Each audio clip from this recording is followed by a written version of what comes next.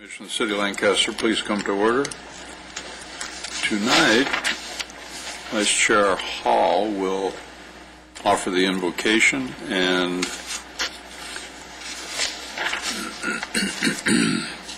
I think Commissioner Terracciano will lead us in the pledge, if that's all right. If you please stand. So, in offer of February month of Black History Month, I wanted to do a poem by Daniel Webster Davis. He was Richmond, Virginia's African-American community leader for over 3 decades, and his poem is titled, I Can Trust. I cannot see why trials come and sorrows follow thick and fast. I cannot fathom his designs, nor why my pleasures cannot last, nor why my hopes so soon are dust, but I can trust. I know my life with him is safe, and all the things still must work for good to those who love and serve our God, and lean on him as children should. Though hopes decay and turn to dust, I still will trust. Amen. Thank you. Please join me in saluting our great nation. Pledge allegiance To the flag of the United States of America, and to the republic for which it stands, one nation, under God, indivisible, with liberty and justice for all. Thank you. Another roll call, please. Commissioners Cook, absent. Christ, present. Harvey, absent. Molly, Present. Terracciano, Here. Vice Chair Hall, Here. Chairman James Vos. Here. Thank you. Thank you. We have a quorum. Thank you. Earlier today at 2 o'clock, members of the commission gathered here. However, we did not have a quorum, so our meeting was not convened. However, those members that were here visited 3 off-site facilities. A double net zero energy home that KB Homes has developed. We went to a solar facility, and we also went out to a resource conservation district nursery. It was an excellent tour, and I appreciate you folks putting it together for us. Thank you.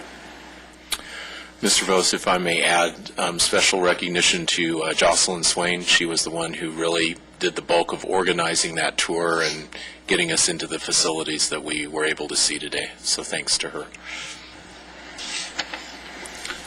Well, I'd also like to thank Jocelyn for accompanying me to the Antelope Acres Town Council meeting last week. It was an experience. We had a great time. There were no refreshments, unfortunately.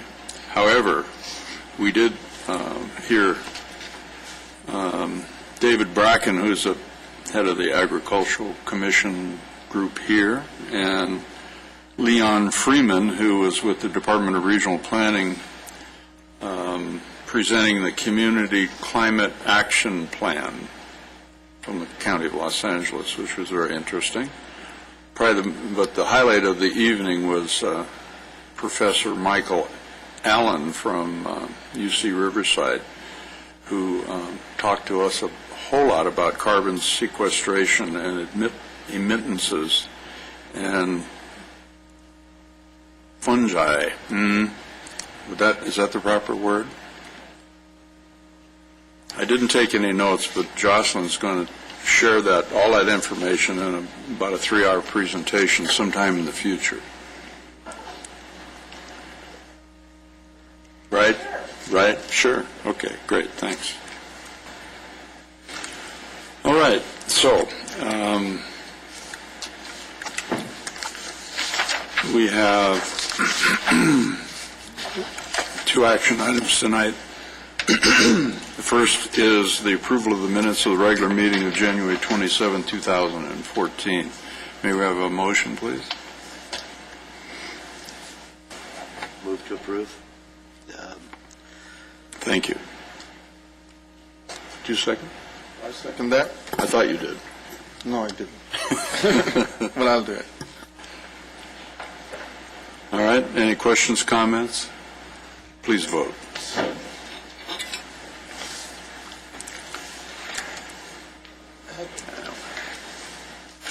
Chair votes. I have to abstain, right? Because I was absent last time. It was.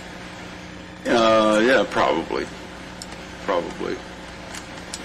So we have to do it over or no? Yeah, okay, we're there. We're ready. So I'll second. Yeah, that's probably, I'll second the motion to approve the minutes. I'll accept that as a friendly amendment. sounds good.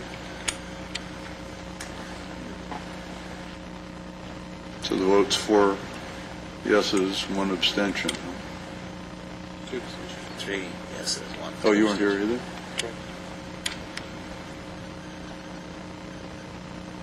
Well, ta-da, look at that. Perfect. You did right. Wow. Thank you. All right?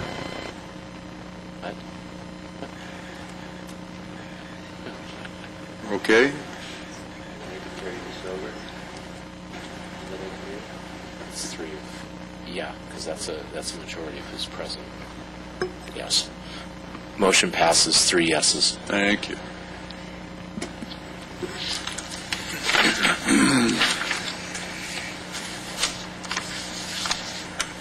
So, if we have any public business from the floor tonight, an individual may address the commission by completing a speaker's card before the action item is called. And when the action item is called, you'll be asked to come to the podium and express your comments for a limited 3 minutes. However, applicants have as much time as they need to present their case, if in fact they choose to. And we have one new public hearing tonight, which is conditional use permit 10-22. So without objection, the public hearing is open on this matter. And do any members care to hear a staff report on this? Anyone? Nope. So we'll waive the staff report. And so the public hearing is open. Do we have any speaker cards? Do the applicant care to address us, or the applicant's representative? No, I have no cards, Mr. Chairman. All right. No? All right, then it's appropriate to close the public hearing and consider a motion on it.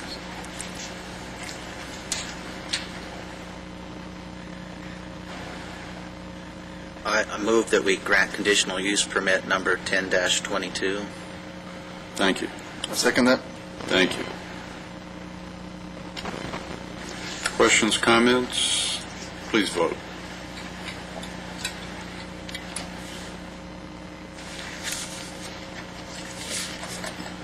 Motion passes 5-0. Thank you. That concludes our action items tonight. We do have new business, which is a discussion and direction on the temporary banner regulations. Mr. Ludicky? Thank you, Mr. Chairman. First of all, my apologies for not getting out to you what I've been able to find so far. I have been able to research several other jurisdictions in terms of what they do in their code in regards to temporary banners. And comparing that to what the city currently has, I think there's probably some room for some improvements or tweaking into the city's current code.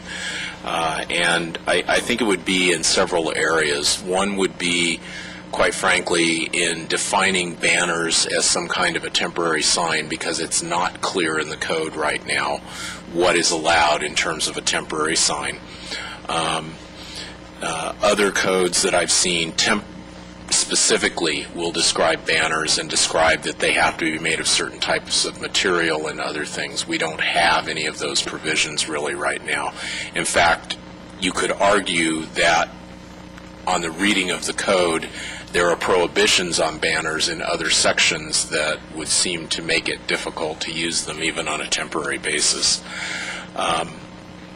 Most of the other codes that I've been able to find will allow the use of banners for some kind of promotional event, but they limit either a total aggregate number of days per year, and in some cases they'll combine that with a maximum number of times per year. For example, I think it's the city of Arcadia that will limit you to 60 total days in a year that you can use banners and no more than 6 total times. So in other words, 6 times of 10 days or something like that.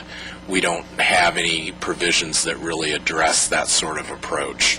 And the final thing is that we do not really have any specific requirements as to how those temporary signs are to be displayed.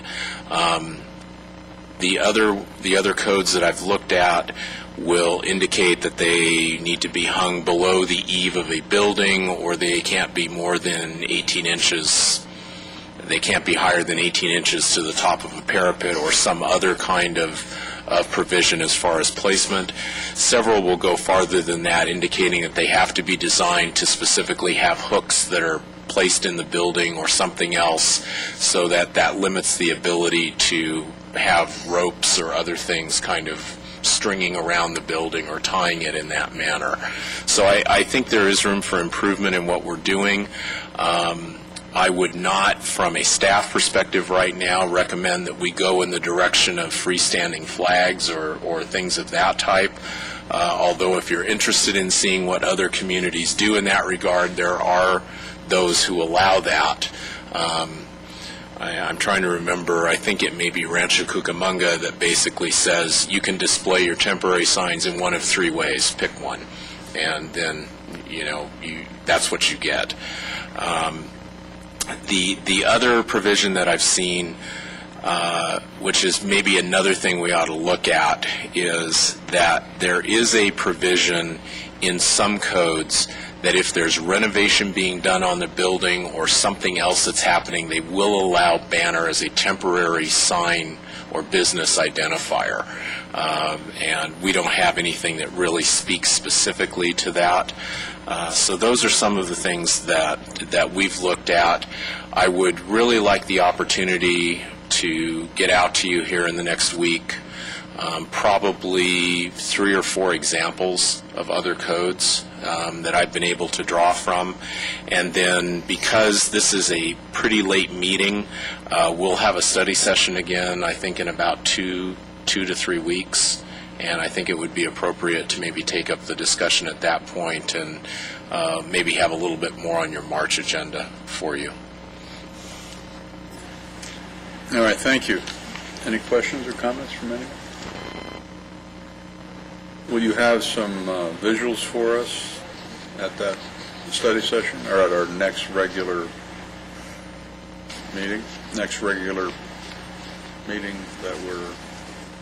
scheduled for? What is it? Yeah, let me see if there's something in the city's archives that might be worthwhile in that regard, some examples of it.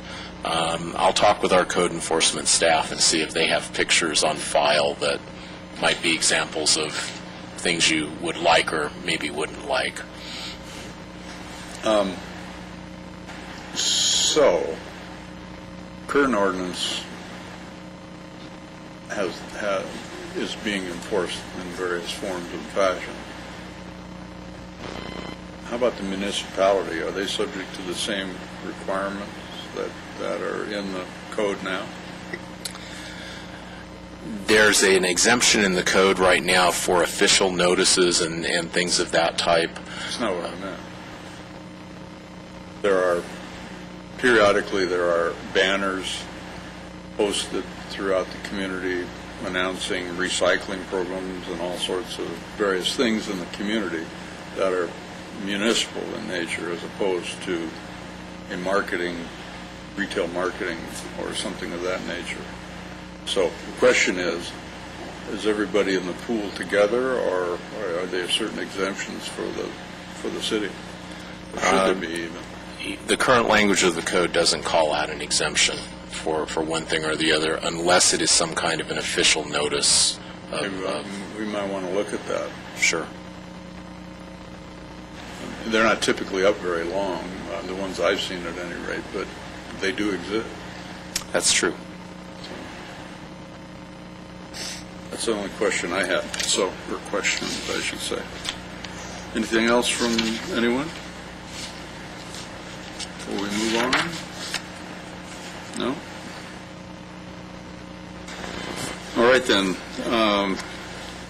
And that will be the director's announcement as well, Mr. Ludicky.